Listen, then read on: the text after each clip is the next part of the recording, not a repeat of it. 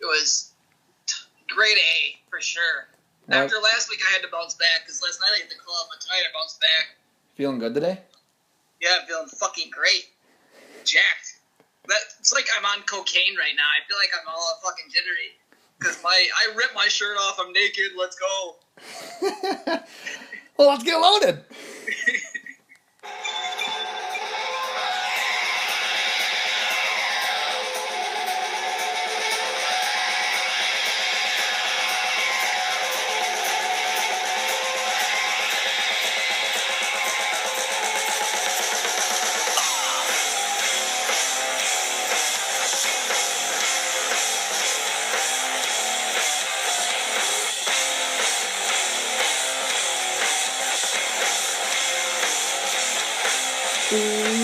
Welcome to the Loaded Box Podcast, where we never finish first because we finish last. Let's go! I was waiting for the Packers music to start right there, and then I was going to wait till you introduced me. Well, that's DJ Primo, and he's the happiest man in the world right now because Aaron Rodgers is a fucking wizard.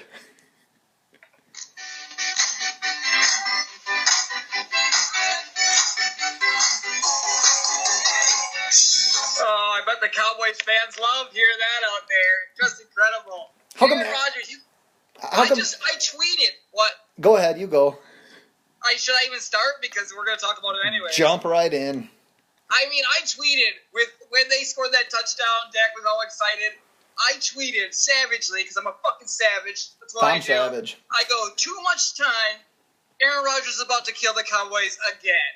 And what does he do? He murders. I mean, it was 10 seconds and they were at the 40 goddamn yard line. Seriously, how come every single time these two teams play each other, it is an instant classic? Oh my God. This goes back to like the 90s. He loves playing there, man. He murders. The one game that the Cowboys beat him, those last 3-4 games, I think it was, 3 games, was at Lambeau. And then the other three games that he's played at Dallas, including the Super Bowl, and these last 2 against Dallas, he wins. He wins in Dallas. Well, if you couldn't tell, this is the Week 5 NFL Instant Reactions preview, and we are going to jump in it right away with the Packers 35-31, last basically second. Well, actually, let's get into this because they won, and then the coolest play in NFL, the play where you throw it to a guy, you pitch it 19 times, you run around back and forth, fat linemen get the ball, they start throwing it around. I was already excited. I didn't need the Packers to add to the excitement, but they did. Yeah. Because I think you said it was Nick Perry. Yeah. Nick Perry got the ball and stood there with it. I'm like, what is he doing? I didn't understand. I'm like, why did he think? He's like, the ball bounced, he caught it, and he's like, okay, the game's over. And he just fucking stood there. I'm screaming, lay down. I'm looking right, the offensive lineman comes up and knocks out of his head. I'm fucking freaking out in that second of whatever. It felt like the longest second that he was holding on to that ball for. Yeah, I'm pretty sure a couple of those laterals, if reviewed, might not have been legit. But I'm like, come on, you just lay down on the ball. He just stood there. It's like, oh, that's my ball. It's over. I didn't get it.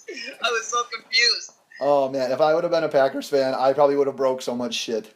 I was screaming at him, but I still had a good feeling it wasn't gonna be bad. But before that, your boy, you've been high on him basically since he's become a Packer, Davante Adams, fresh off of getting his brains scrambled, comes in, has a great game-winning touchdown, defensive back, turned his head and saw the ball after Davante Adams basically scored. Just Rodgers working his wizardry. I want to ask you, do you think Adams even remembers this game? I don't think he's out of concussion protocol yet. That's not a real thing.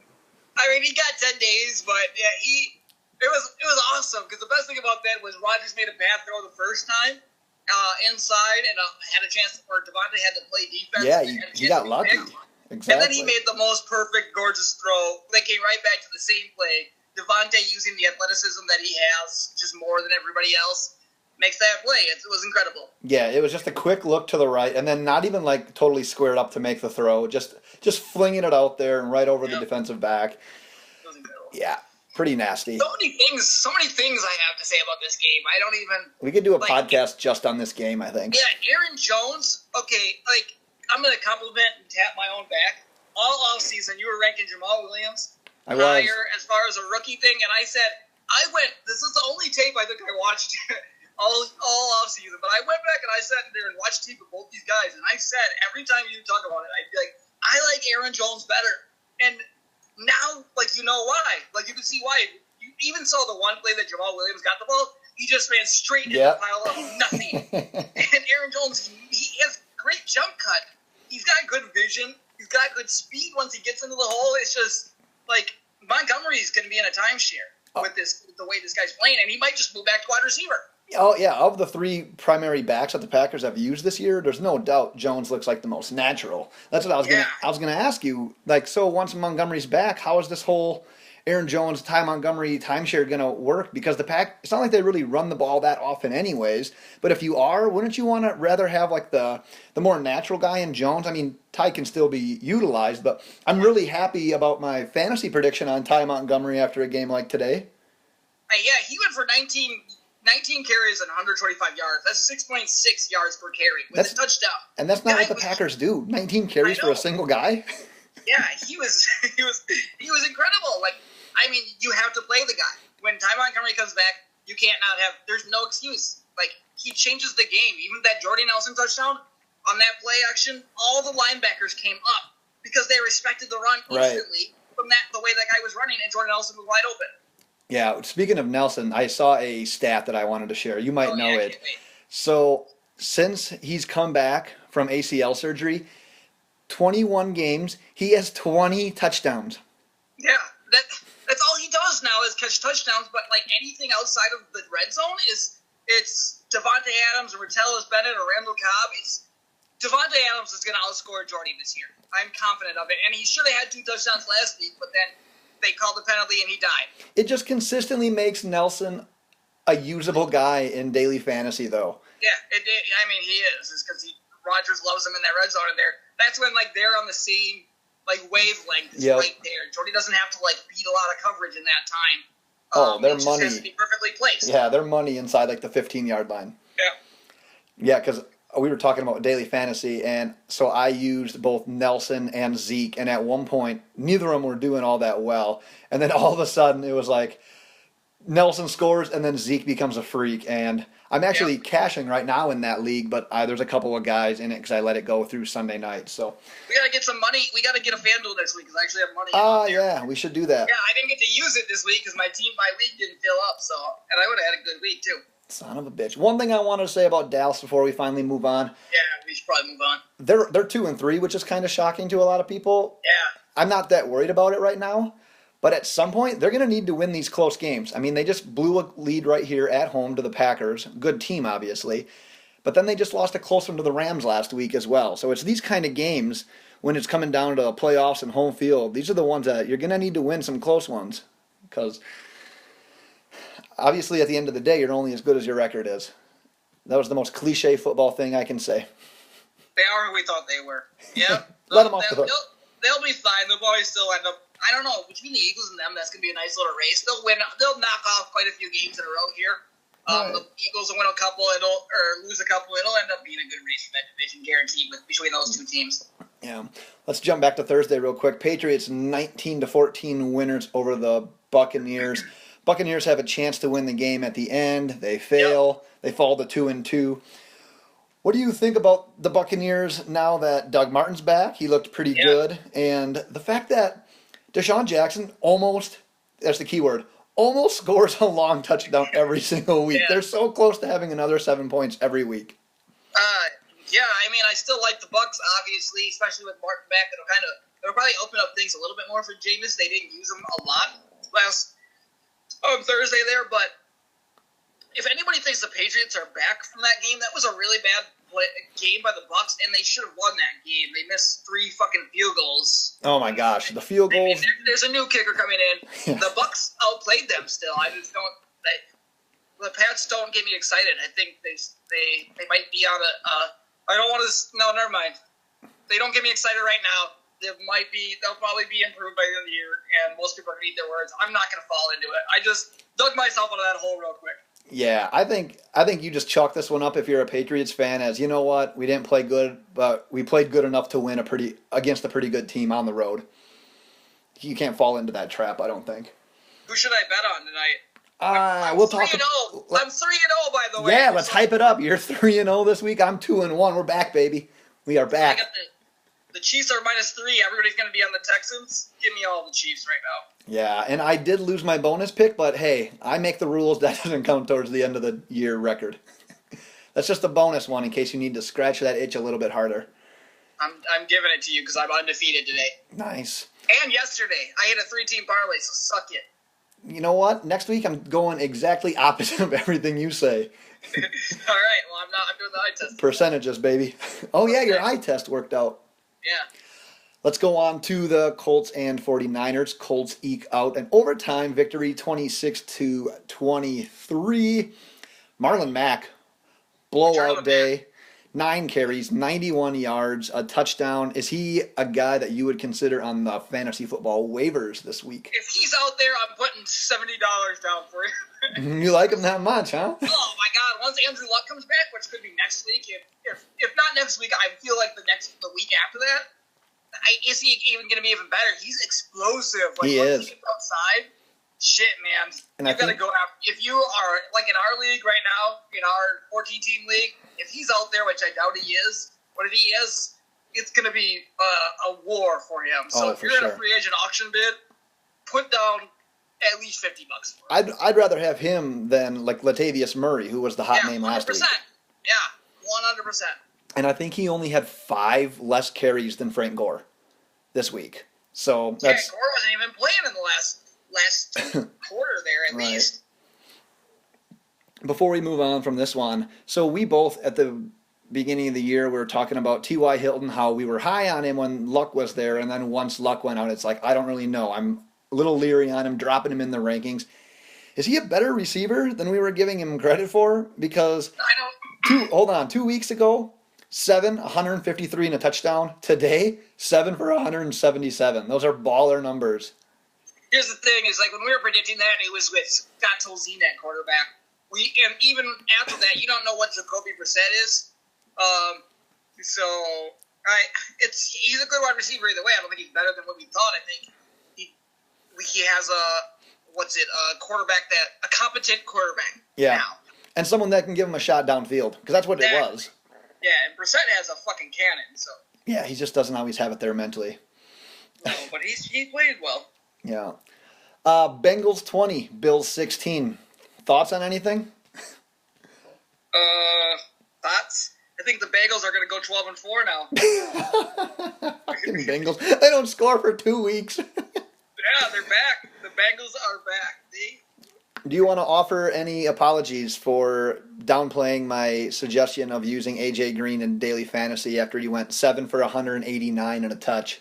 I don't even remember what I said, so selective memory. Yeah, that's what I would do too.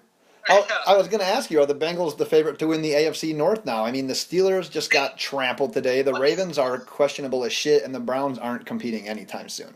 That's a good question. I'm just pulling up the standings on that right now just to see here. Pittsburgh's still in first. Baltimore's, well, they're tied in first, and Cincinnati's only 1 game back. Cleveland's fucking the worst team in the NFL. Yeah, I don't know. That division's going to be like one of those. That could be like a 9-7 team wins in the division. But if Cincinnati stays like hot, they get Tyler Eifert back, they have a great defense, I still think that my prediction could be right on them. Yeah, it could be like the AFC South for the last 2 to 3 years, where you get 8 wins, you have a chance. Yeah, pretty much. Let's go to the Jets 17, the Browns 14, and then let's move on to the Panthers 27 and the Lions 24. Yeah. Wow, that moved on so fast, I didn't even know what happened there. Dude, how about Cam Newton? 26 of 33. Fucking murdered. 355, 3 touchdowns. And guess who used Ben Roethlisberger over him in fantasy today? Hey, I told you I was betting on Cam in the ATS Pick 6 conversation. You just didn't listen to me. I know. I also picked Roethlisberger to go for 4 touchdowns. I meant 4 interceptions. Yeah, and then you'd have been closer because he finished with 5. He finished with 5, exactly. So, yeah, Cam murdered it. Like I said, the thing I like about Cam is the Lions' defense is better than what people give him credit for. I had the throat thing. And Cam's better when the defense is better. Like, he gets to run around and not think. That's when he's awesome. Plus, it helps when the Lions don't want to cover Ed Dixon at all. Is he a waiver wire target for you? He went 5 for 175 today. Cam loves his tight ends, so, I mean, he's somebody to look at, especially with your matchups. I know, because, I mean, Olsen was always a top 5 tight end with Cam Newton. Olsen goes out. It takes a little while for the offense to start clicking, and now that it kind of seems like they're back. Funch scored a touchdown today. Benjamin scored a touchdown today. McCaffrey scored a touchdown today. But Dixon with 175 yards. If Dixon has any sort of speed at all, he scores 2 touchdowns. Oh, for sure. There is one thing here. I wouldn't go nuts over Dixon in the waiver wires. I still stream him. Yeah, you can stream him all day. The Lions, I think it's more of a Lions thing. The Lions suck against tight ends. Against tight ends, yeah. In daily fantasy, if you're looking for a tight end, if you're not going to use like Gronk or Kelsey, see who the Lions are playing, and if the guy has a last name, use him. Yeah, oh shit.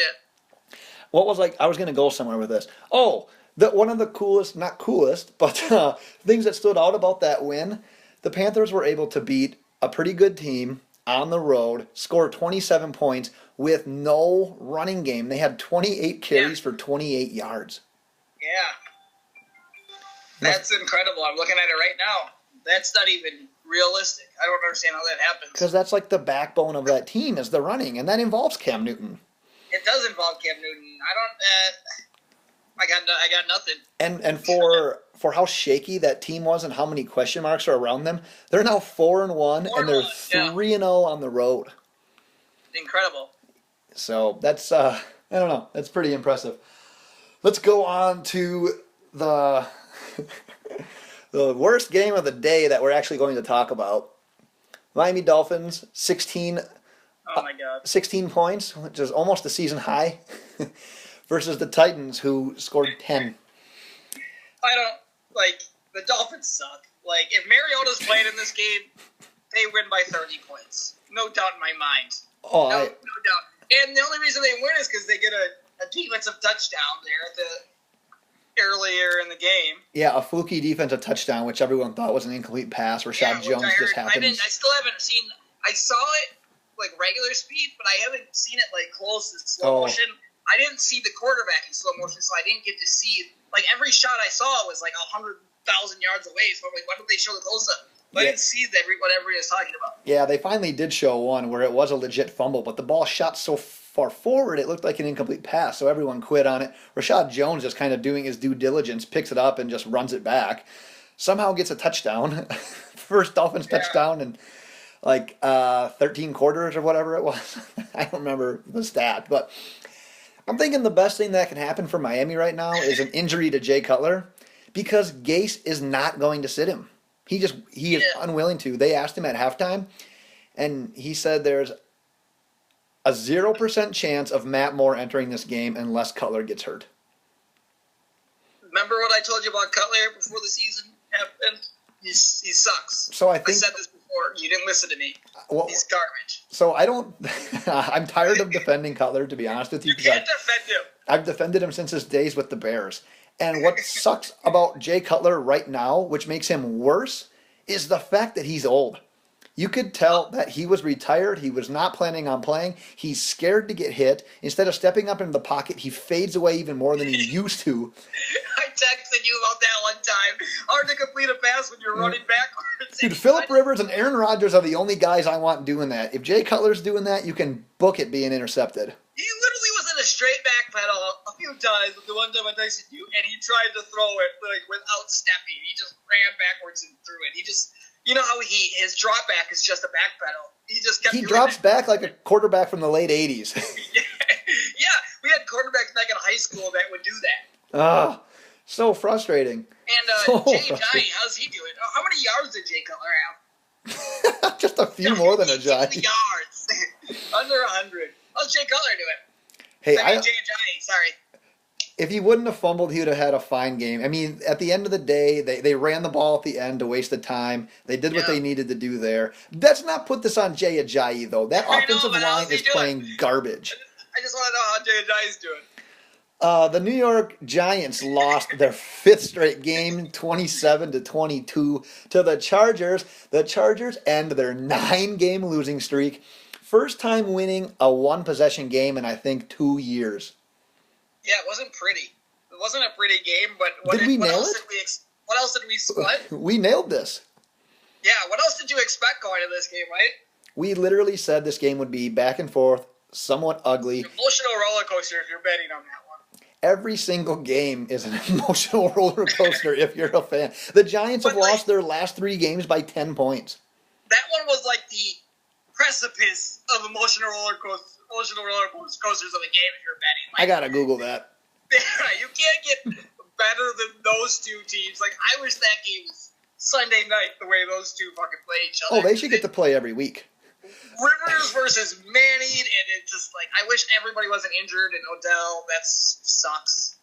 It's rough. But that was fun. If Rivers and Manning are still in the league next year, I vote those teams get to play each other, 16 teams, and the Jets and the Browns get to play each other each 16 games. Yeah. That's what I voted for. That was incredible. Dude, that was good. So we both nailed Melvin Gordon in DFS. 105 on the ground, 58 through the air, and 2 receiving touchdowns. So I personally think Melvin Gordon's an above-average running back, a guy that you should legit start, especially in daily fantasy if he's got a favorable matchup. Do you think it's that, or do you think it's more the Giants just suck and you should use a running back against the Giants in daily fantasy every week? No, I think Melvin Gordon's pretty good, but he might not always get a ton of rushing yards. I think maybe their offensive line's not a great run blocking, but he's still gonna catch the ball. Rivers likes to throw it to his running backs. Yeah, and he's gonna have a chance to get receiving touchdowns like today in the red zone, and so you have that plus a combination of goal line touchdowns. I mean, they're going to move the ball up and down the field. Gordon's going to score his touchdowns. He's going to get 10 to 12 again this year. So. Oh, yeah. And he was like average priced running back, and he went for 31 today, I think, in FanDuel. Yeah, he had a great game. Let's talk about those Giants receivers. Brandon Marshall makes a sweet catch for the first time ever. Gets hurt. Sterling Shepard, I didn't see really what happened to him. I saw him with his shoe off. It's his ankle as well. Yeah, I didn't see it at all. Odell Beckham's ankle is no longer with us. No. Holy shit. That had to hurt. Yeah. Is Roger Lewis, Roger Lewis, a waiver wire pickup for you? He had one catch for 29 yards. It was a touchdown, though. It depends on Marshall and Shepard, right? I like Shepard a lot. I especially like him now because he was already the number 2 wide receiver on this team. Marshall sucked either way. And without OBJ out there, he's the number 1 target between him and, like you said, like you're going to say probably, Ingram. But I'm not going to be high on Roger Lewis, he's just a question mark. I like Shepard. I think Shepard's your top guy, and let's not invest too much in a guy who caught 1 pass for a touchdown. Yeah, even if we think we're pretty sure Beckham's done. Oh, yeah, definitely.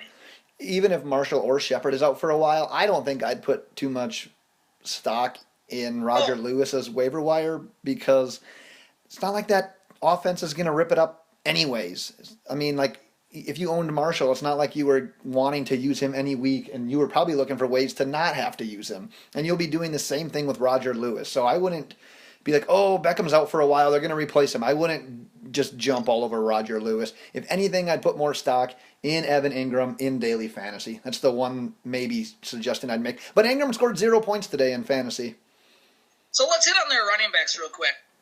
Because I was an avid guy who was against. I don't think I talked about it, but I made it pretty clear. It's just when I talk to people about it, because I get questions. I don't know if you get questions pretty often, just out in real life.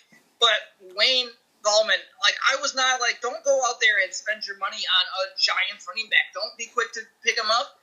I mean, Wayne Gallman only went for 57 yards, 11 carries. New Orleans Darkwa had 69 yards, nice, and a touchdown. So you don't know what you're going to get. More likely it's going to be inconsistent nothingness anyways. I mean, the fact that anybody scored a touchdown running the ball on that team is This is a miracle. So you can't trust any running back. Don't get excited about a running back. Everybody wanting to get Gallman on the waiver wire was a joke to me, and he's going to be a joke all year. Yeah, between the timeshare that he's in and that offensive line, and just the fact that the Giants, for the countless years now, just don't rely on the running game anyways. Yeah, I'm with you. I wouldn't have picked any of those guys up, and I definitely don't want to start either Orleans Darkwa or Gallman. So, yep, hard pass. Yep. Huge blowout. Philadelphia Eagles 34, Arizona Cardinals 7. I'll own up to it. My Larry Fitzgerald, Carson Palmer stack didn't work as well as I planned. Palmer still did okay, but I think Fitzgerald got me like 7-8 points. So rather disappointing. So I want to apologize first and foremost there before you can eat me on it. Eat me. Let's talk about that other team's quarterback. Carson Wentz, 21 of 30, 304 yards, and 4 touchdowns. On the season now, 10 passing touchdowns to only 3 interceptions, and he's thrown for over 300 yards 3 of 5 games. I don't know about you, but I'm hopping on the Wentz bandwagon. I'm going to slow down a little bit. I mean, they were super high. Everybody was super high on the Eagles going up to the last year, and it was week 11 when they met Green Bay. Green Bay shit all over them, exposed them. After that, they just kind of went down the drain. So, again, I'm going to hold off on that. They've had some favorable matchups. I think it's a long season to jump on a team that's still not that proven. I think 5 weeks into the year, so I'm not hopping on it. I think we still have more to learn. I think we still have more to learn. I think the Cardinals are bad. I think the Cardinals are just bad. So yeah, I want to talk about that in a second. I want to go back to Wentz real quick. If you're starting an NFL franchise, I know we've done this draft before, but you have the option between Dak Prescott and Carson Wentz. Which way are you going? Jared Goff. That was not an option, but I'll respect it because he's in the same class. Yeah, I want him. I love Jared Goff. We'll talk about that in a little bit, but I take Jared Goff. You talked about the Cardinals sucking. I think the window with the current players they have is closed. They're only 2-3. I don't think they're not killed right now, and especially the fact that they're in kind of a shittier division. But right now, they are a non-factor to me in the NFL. They're just not. Yeah. They might tease you every once in a while. Palmer might end up having 3 or 4 touchdowns every once in a while, but they're not going to do anything consistent without David Johnson. And that defense is so weak compared to what I thought it was going to be. There's not a wild card coming out of that division, by the way. It's either the Rams or the Seahawks. Oh, I know, and I think a lot of people were almost guaranteeing the fact that someone like. It was either them or the Seahawks that were going to get one. But it's coming out of the NFC North and the NFC West. Or NFC East, sorry. Yeah, most likely. Yeah. Jaguars 30, Pittsburgh Steelers 9. Oh, shit. I'm excited about this one. I asked you earlier when we did the Week 5 preview. I'm going to ask you again. Is this the beginning of the end for Big Ben? No touchdowns, 5 picks. 312 yards, though. 55 attempts. I'd hope so. Back-to-back pick sixes. What the fuck is going on over there? I know the Jaguars may potentially, and I don't think I'm blowing this out of proportion. I think they may have the best defense, if not top 2-3 defense with the Broncos and the Seahawks in the league. These cornerbacks cover everybody. The defense, their front 7 gets to the quarterback constantly. But if Big Ben can't do it at home, I don't know. I don't know what to think. Yeah, I don't know what to think. That was your defense of him, and then they have him quoted after the game saying, like, what's going on, what's wrong, and he said, maybe I just don't have it anymore. Let's remind you also that before the season, this is the same quarterback that was saying the R word. Yeah. So he was going to retire. He was going to, well, he talked about it anyways, but. Hold up.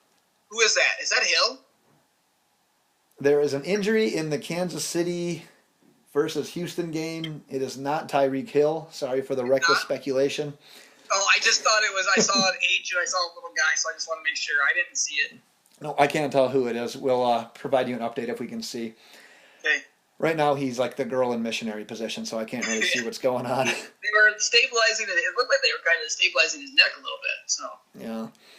So I'm a big owner in Martavis Bryant, and I'm having a Yeah. lot of regrets about that. Can you even start him right now in fantasy moving forward? He had another lackluster one, 5 catches, 21 yards. He had a Jarvis Landry stat line day. Well, it's because every time he's fucking wide open, Roethlisberger overthrows the ball. He's like Deshaun Jackson, where it seems like he has one or two opportunities where he's wide open for a touchdown, and it's just overthrown and it's missed. I know, and that's what teases you. Like, I want to keep using him, but every single week when I do use him, he gets me 3 points. I'm still going to use him. He's too good. I think that Roethlisberger's focusing too much on Antonio Brown, and that's half their issue. Yeah, because he's got like 20 catches the last 2 days. Exactly. So I think that's at the issue. You got to kind of spread the ball around and not just focus on one guy. I mean, how many balls were tipped around? That's because he's not jumping off of guys. Like, people are like, they're going into the passing lanes because he's staring Antonio Brown down or Le'Veon Bell down. He's trying to do it. Yeah, he's definitely forcing balls. I think he's forced balls his entire career. He just used to get away with it more often. Now I think he's slipping a little bit and he's not getting away with it. I've got a little bit of beef with the Jaguars, and I feel like you're not going to be happy with me about this. Yeah, I'm not probably. I don't even know where it's going. So the Jaguars score 30 today on the road, but Blake Bortles goes 8 of 14 for 95 yards, no touchdowns, and interception. Fournette had a 90-yard run that if I was faster, I probably could have scored on as well. If you take that carry away, he had 27 carries for 91 yards. That's 3.4 yards per carry. That passing offense is not sustainable. 3.4 yards per carry is not sustainable. I am not believing in the Jaguars. No, but the thing is like when he has to throw and it's garbage time, that's when he can throw. So they went to their game plan. As their defense was playing so well, they were just, hey, let's not fuck this up. Let's not take the chances of Blake Bortles losing it, maybe. And let's hand the ball off consistently. Like, their defense was dominating so much, they didn't need to throw the ball. They could just run, punt, and it didn't fucking matter. So it's not like Blake Bortles hasn't put up numbers earlier this year. It's just that he didn't need to put up numbers in this game because they were so dominant on defense. And Fournette is the truth. I love this guy. I knew you were gonna go there. I love this guy. Like, I thought I could sneak him in the third round of like every league, and every league I didn't get him. But I'm still out there cheering for him because I will cheer for the guys that I told you two people to draft. He's one of them.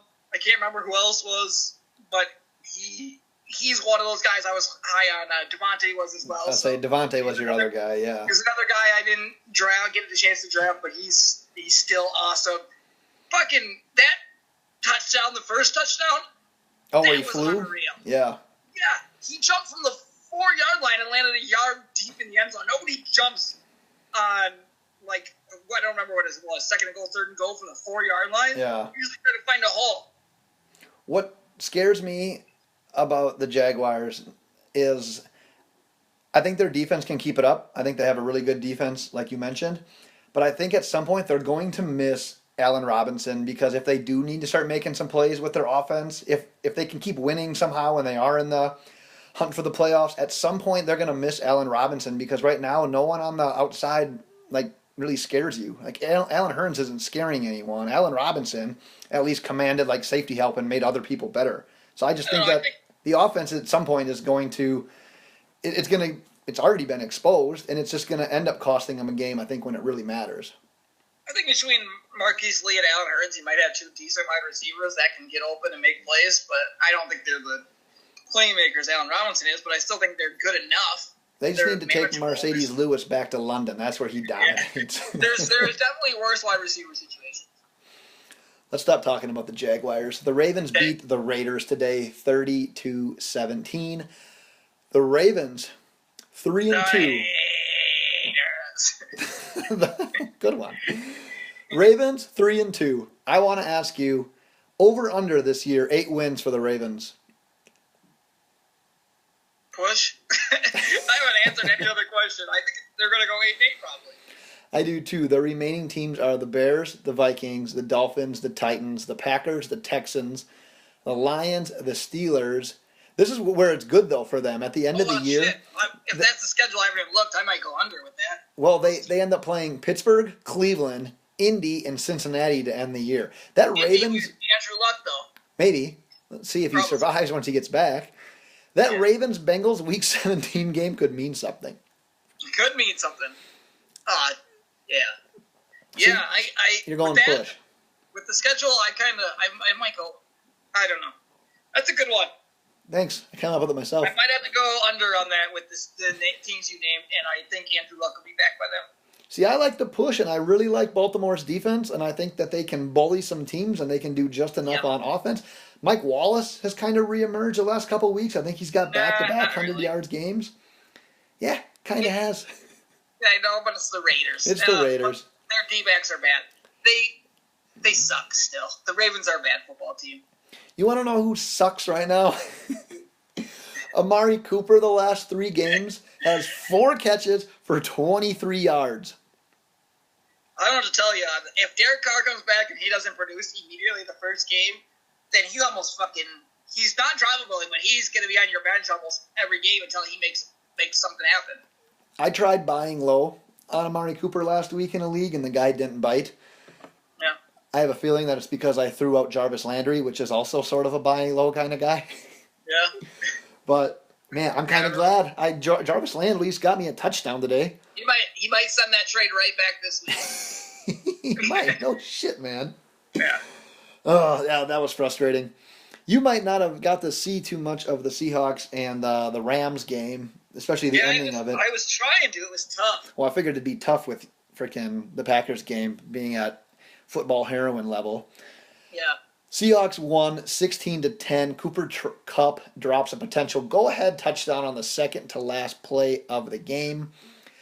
Real tight one. I'm kind of chalking this one up as growing pains for the Rams. Kupp, it would have been a nice catch, but coming out of the draft, the dude was basically pumped up about his strong hands, and I think he catches that ball 19 out of 20 times because I think it's stronger than 9 out of 10.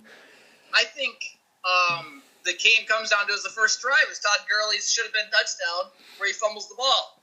And it's a touchback. Wasn't he out of bounds before he fumbled? I thought he was too. I watched it 1,000 times, and I thought his foot hit down, and then the ball came out. Yeah.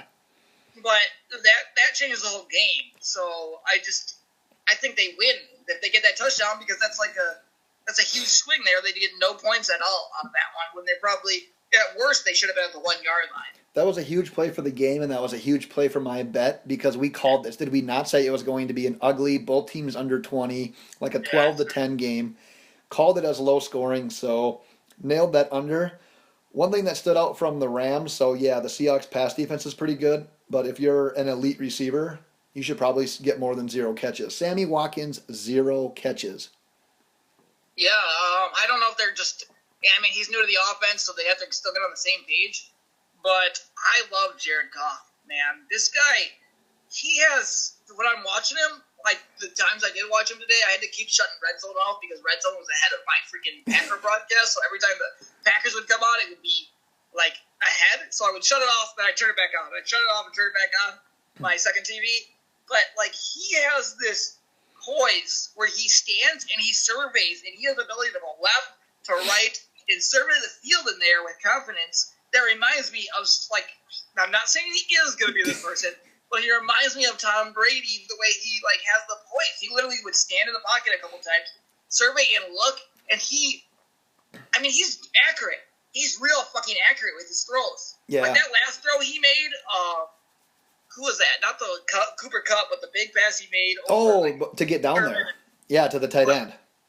Yeah, that play was awesome. That was between 3 guys.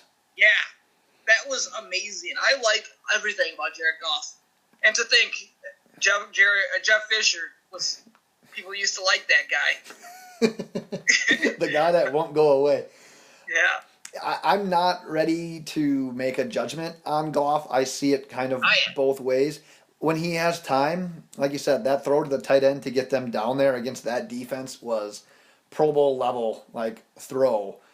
But every once in a while, he just has that mistake where he's not even pressured and I'm not quite sure what he's doing. He'll throw the pick or he'll wait too long, won't step up, he'll take a fumble. Like, there's a couple of things, but I think that's the growing pains. I think it's just a young team with a head coach that's on the right track, and I think he's the guy for the job. I'm not as in love with Goff as you are, I won't think, at this point.